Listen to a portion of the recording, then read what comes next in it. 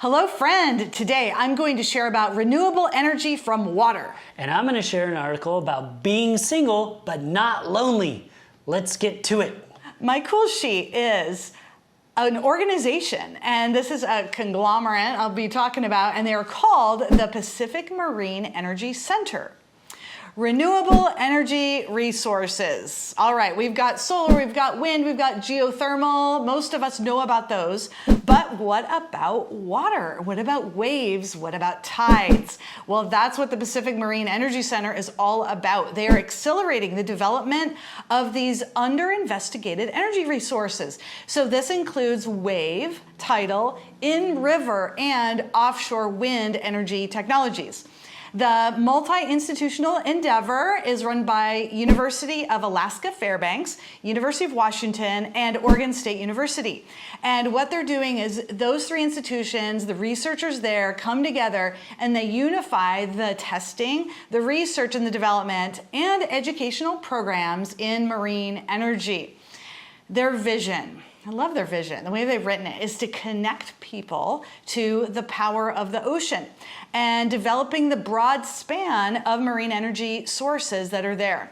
And in their mission, they want to responsibly advance the marine energy by expanding the scientific understanding. They want to engage community and educate students. They have beautiful values that surround this. They're really visionary, and they want to maintain this idea of having this vision and being bold and innovative with their thinking. And they want to take on critical marine energy challenges. They want to make a big impact and use these to impact not just the local in terms of Pacific Northwest, but also the entire nation and the planet, and make measurable products in this way. So they also want to be objective in all of their studies and be a source to provide credible results. So they want to be rigorous with their studies, impartial, and using evidence-based approaches, being collaborative, and also being inclusive as part of their values. There are so many cool examples of wave energy and tidal energy. I've actually visited Oregon State University and seen some of it firsthand. It's amazing. The Pacific Marine Energy Center. Oh, this is so cool. So yeah. I did know a little bit about that kind of technology, but not in depth like that. And this company is kind of monitoring it and seeing what works best and how to make it more different efficient. Things. Yeah, because you always hear about, oh, well, you know, this is the one answer and this is better and don't even bother with this one, which of course is kind of garbage. You need to actually have a multi-pronged approach to this kind of alternative energy to make all of it happen. I mean, why wouldn't you? Yeah, solar's great and wind is great, you know, but let's also use the ocean. There's a lot of water going on. It makes sense to just keep doing it. And they're definitely thinking about everything. So for example, one of the little devices that they're looking into are these little flappy things. Like they're kind of like, I always think of like Flappy Bird. They bounce around in the waves of the ocean. Oh, cool. And they have these little flaps because that is mechanical energy that can then get turned into electrical energy. But in order to do that, to have these floating around, bobbing around in the waves, you would then have to have wires, which then animals could get stuck in. So they're very aware of that. So they're like, okay, how can we do that, but then not harm the animals? So they definitely have this big approach that they're considering everything, which is wonderful and much needed. Very cool. Yeah, no, that sounds exciting, and I can't wait to dive in more and see what they're doing and keep seeing, you know, keep checking in with them, see how the progress is. I love that kind of stuff so much. I think they started in 2008, and they've changed since then. You know, they're just expanding and doing new things. And so it's great. Well, that's so cool. Yeah. Thank you so much for sharing. You're welcome.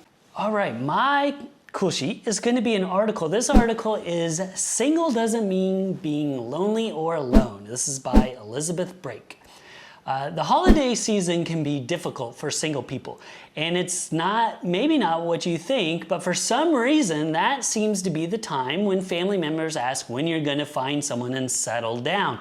Now, I've had firsthand experience with this. I do not know why this time of family gathering and joy, all of a sudden they want to grill you on, are you going to find someone?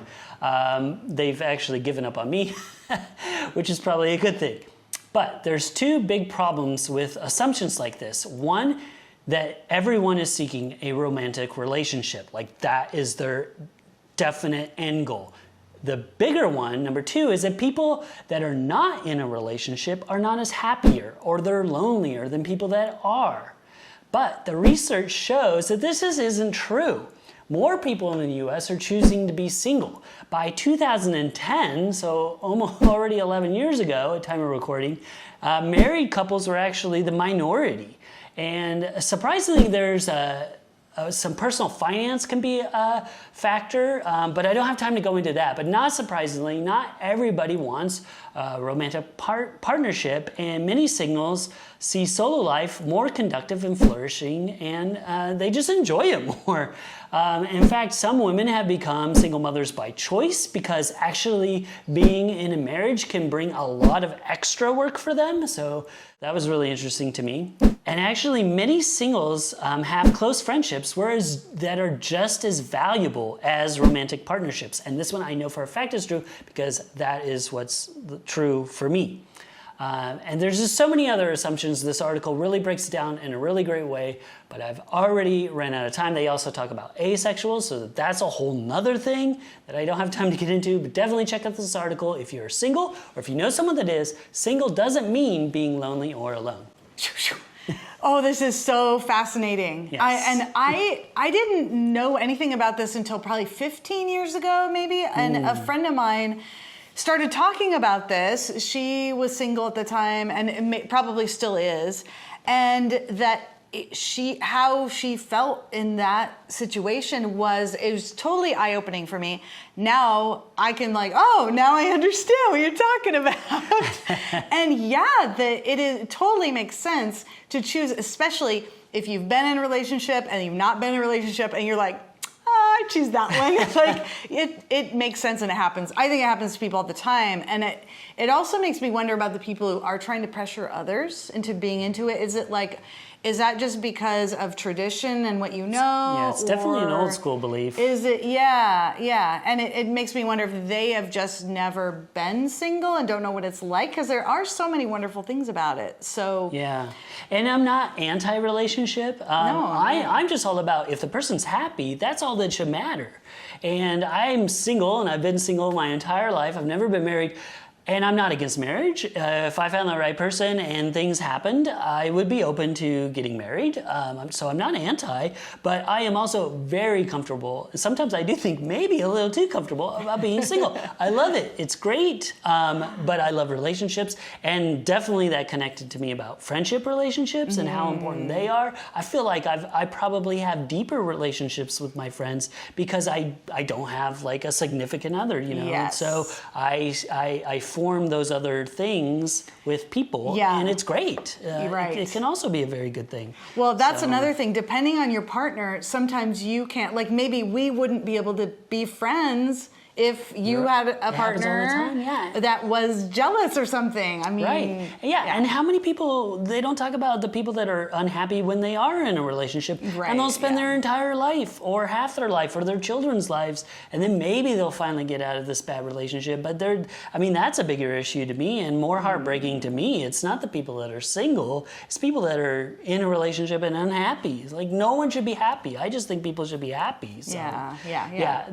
just glad that there's articles like this. There's actually a whole pocket collection with a series of articles about being single. So I'll link to that as well. Yes, and all the show notes you can find at 10bestest.com/body.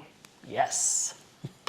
Thank you for joining us, friend. I'm Karen McFarland Holman. And I'm Brian Hart. Let us know in the comments, have you heard of capturing wave energy? And let us know in the comments, are you single? How you doing? If you're enjoying the show, please give Brian a like and share him with a friend. Yeah, share me with everyone. Stay tuned tomorrow for another great show. And don't forget to stay curious. Yeah, stay curious.